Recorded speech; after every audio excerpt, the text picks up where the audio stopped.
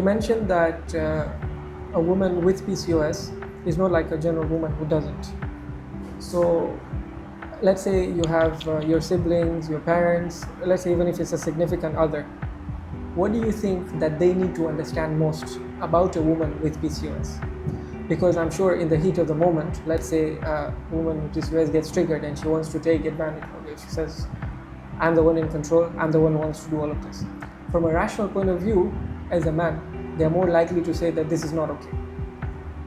But for a man who wants to understand what's happening, they don't know they have PCOS. Or even if they know that the woman has PCOS, how do you think they should be dealing with that situation? So how do you think they should deal with the hormonal fluctuations, with the irritability? Because I'm sure every woman has a different way of being dealt with. You'd have it differently, of course. Why don't you share with me a bit of your personal experience, and then we can take it to a generalized format. Okay. Personally, I've never had a good experience with relationships when it comes romantically, because it's like I end up being the man in the relationship because I am so hands-on and I'm the one doing everything. But then, even though after explaining to that person that this is what I have and this is how I am at certain times, and women are not irrational. They keep saying, we don't understand women, we don't know what they want. But we give out very simple signs that in the end of the day, we just want care and assurance that everything is going to be okay. Even if we try to do everything and then things still go wrong, we just need that one person to tell us that it's okay. And that's not just in a romantic relationship, that could also be with your parents, with your siblings, with your friends. Like, no one can get everything perfect, but there will be some parts in life that you're like, okay, here it's like alhamdulillah, everything is good. When I talk about my friends, I have very supportive friends and they understand. If I tell them this is my time to work out, they'll be like, okay, we'll plan another time. If I'm having a mental breakdown, they check in and they're always like, it's okay, you don't have to have everything together, and it's okay to talk about it sometimes. And we just need someone who will listen to us, because we're always the ones planning everything, organizing, having things in control, in order. So just somebody who will tell us that it's okay, Tulia. And when it comes to like parents, sometimes they also have their own things that they've gone through, and they're also living life as time goes on. So for me, like being a firstborn daughter, I'm already a firstborn daughter and I have PCOS. So I'm literally fighting with my father every single day that, you need to listen to me, and there's so much testosterone there, they're like constantly back and forth.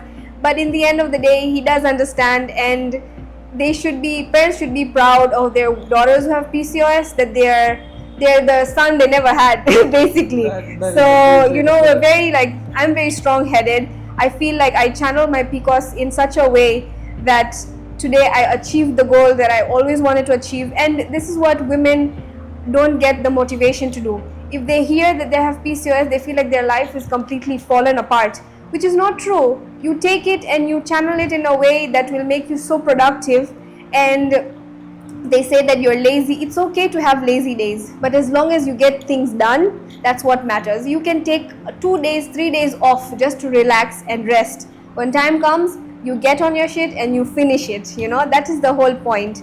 So when it comes to relationships, you can get something and then another place you miss out on it. So it's just a way for you to find a balance again. And when it comes to men, okay, let's talk hypothetically that a man really wants to understand. I feel like you're one of the very rare population of men who understand and want to, be able to do things for the woman in the relationship.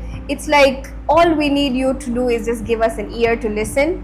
You just need to listen to our body. Sometimes we don't want to speak about it because we feel like we're constantly just talking about it and it becomes like a burden, that like you always keep thinking that it must be the PCOS. We don't want that. We don't want that stereotype that it's because it's that time of the month, it's because her mood swings are acting up.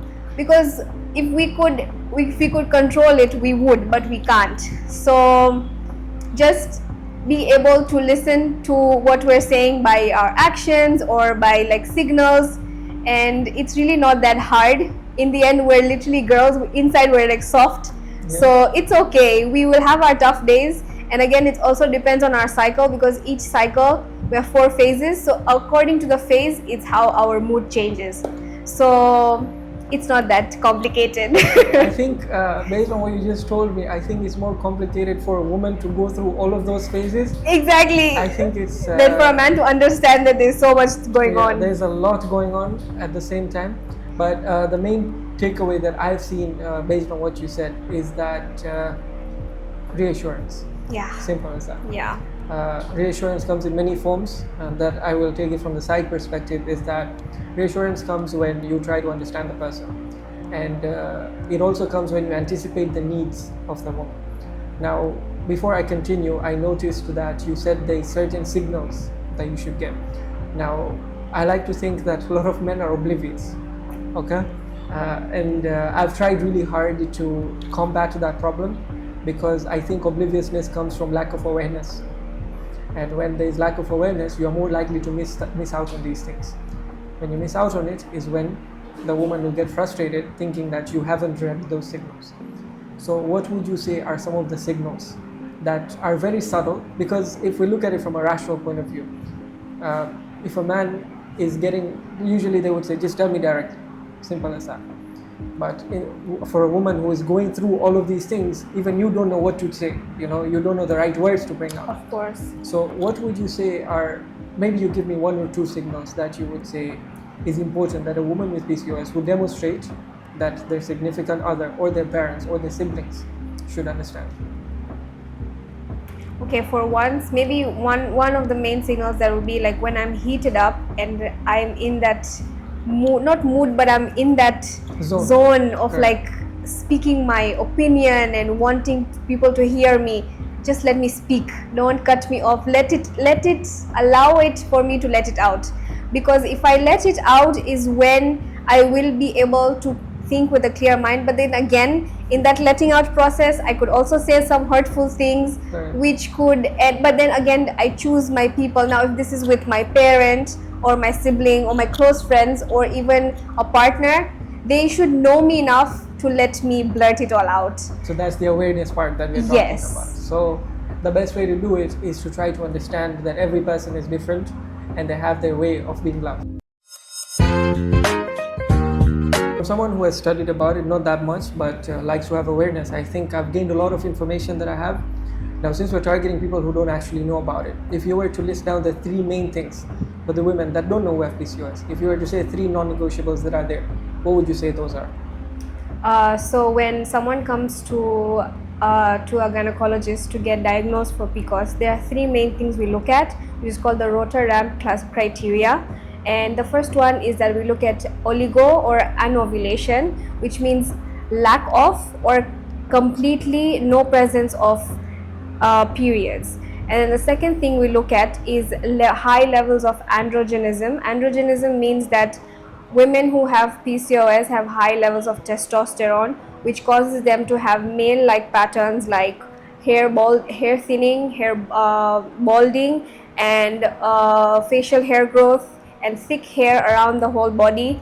And there's other male-like patterns like women. It's not that we become aggressive, but we just become so we feel like we have the strength to do everything like a man can do, because we have so much testosterone. Not like that, but like the testosterone is so evident in our system that we like to take control of things. We want to do things at our own expense, and we get to end up becoming looking like we're like some kind of dictators, because women are supposed to seen as soft and like taken care of, but women with PCOS, they think that they can just take care of everything that they're doing, and they want to take control because they know no one will be able to match up to that expectation.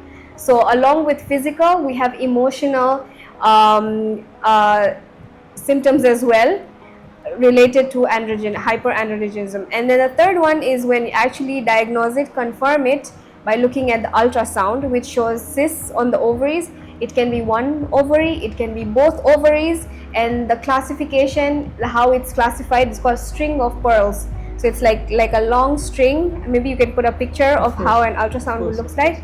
But that is the confirmation. These three things are the main ones that we look as a doctor. But then you can come with a lot of other symptoms which are mostly related to your emotional and mental well-being, which includes like mood swings, fatigue, insomnia, not having the energy to do things, caffeine doesn't work for you. When somebody tells you something and it's not the right time, it triggers something, and you, instead of responding in a certain way, you end up responding in another way, and it can end up ruining things for you and the person in front of you. So sometimes we don't have a control over it, but then we're all just told to like be more mindful of whatever we're saying, but it is sometimes really out of your control.